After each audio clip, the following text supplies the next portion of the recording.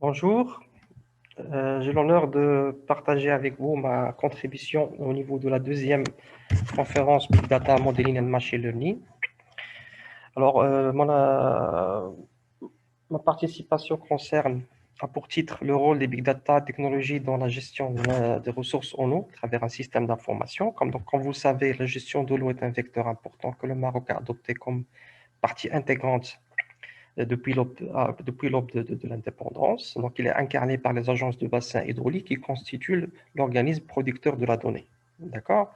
Alors, ces données sont collectées, traitées au niveau de l'agence et consolidées au niveau de la direction générale d'hydraulique. Alors, effectivement, le volume de ces données nous amène à penser aux big data qui permettent effectivement une bonne gouvernance des ressources en eau. Alors, à travers cette présentation, on va voir tout d'abord le process de la gestion des données, la comparaison des architectures trouvées au niveau de la recherche bibliographique pour pouvoir proposer une architecture fonctionnelle et technique Big Data adaptée aux décideurs marocains. Alors, pour ça, j'ai proposé le plan suivant: traduction, présentation des APH, études comparatives, discussion et conclusion. Alors, les APH ont été institués par la loi 1095, complétée récemment par la loi 3615, et qui stipule que les agences de bassin hydraulique sont des agences qui veillent à la cohérence de la politique de l'eau à l'échelle des bassins versants et qui instaurent la gestion de proximité concertée avec les opérateurs du secteur de l'eau. Donc, pour cela, il y a des missions suivantes. Donc, l'exploitation et entretien des ouvrages hydrauliques, la gestion des ressources en eau, les autorisations et concessions d'utilisation des domaines de DPH, et la prise de mesures relatives aux ressources en eau, ainsi que le développement de plans de gestion intégrés des ressources en eau, le PDR en général. Alors, ma méthodologie de recherche, tout d'abord la recherche bibliographique, donc à travers 4 blocs: la constitution de la librairie Zotero, l'export du fichier RIS, le traitement in vivo et les analyses au niveau sur la base de traitements in vivo. Voilà, donc après cela, donc sur la base des articles, des publications retrouvées au niveau de la recherche bibliographique, donc on s'est concentré sur les articles qui proposent des systèmes d'information sur l'eau intégrant le concept de Big Data. D'accord? Alors en effet, donc plusieurs travaux ont été traités de ce problème, mais aucune architecture est définitive. Donc, nous allons présenter quelques travaux importants et essayer de les comparer. Alors, tout d'abord, on a cette conception de Big Data Open Platform for Water Resources Management.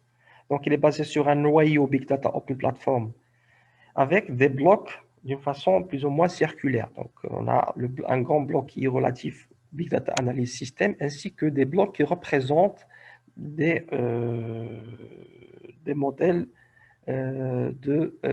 relatifs aux besoins de l'utilisateur. Donc, on a un bloc relatif au système d'information géographique rattaché avec des modèles de simulation, bloc de communication, de process, etc. Donc, on a en haut un bloc relatif à l'interface utilisateur pour présenter les résultats.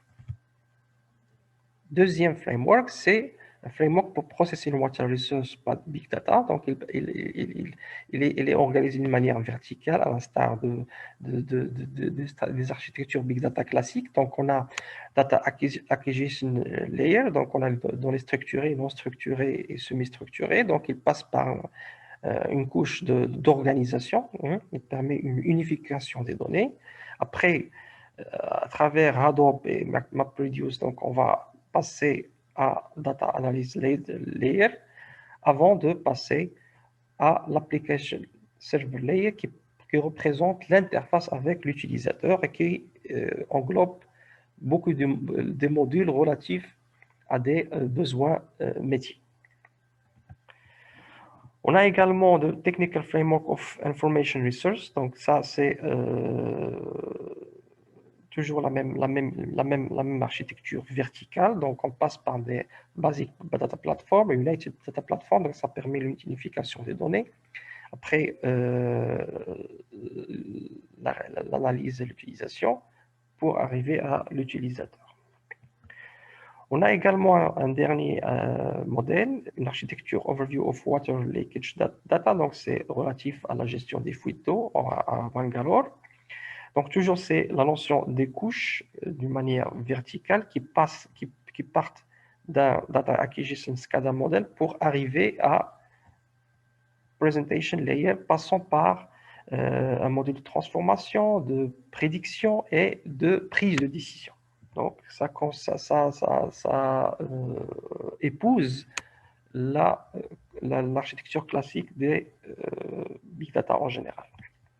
Alors, sur la base de ces architectures-là, donc on a pu faire une comparaison de ces architectures. Donc, cela nous a permis de dire que, comme constat numéro 1, donc ces architectures-là n'ont pas été réalisées, sont encore en modèle design. Alors, ils constituent des modules, des modules de décision, des modules d'acquisition, des modules d'unification, etc.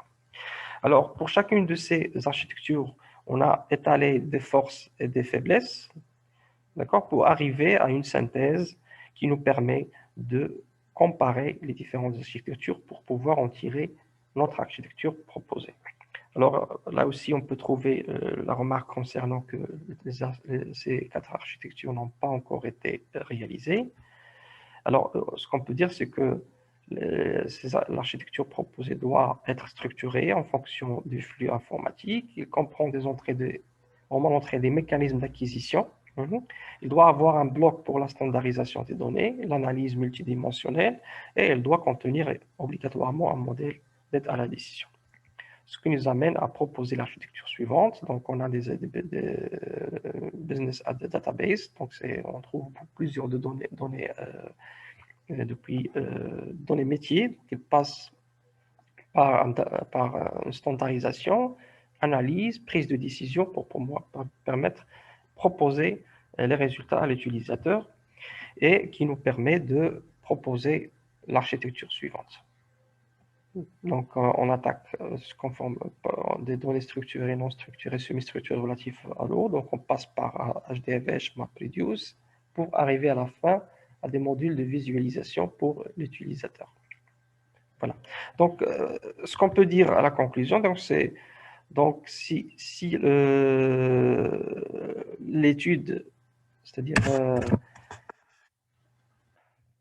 les architectures proposées sont des architectures qui sont riches, qui sont bien détaillées, mais la réalisation, entre autres, n'est pas encore réalisée. Donc, notre mission dans Valvir, c'est effectivement de voir les modalités de réalisation et d'installation pour les acteurs en charge de la gestion de l'eau.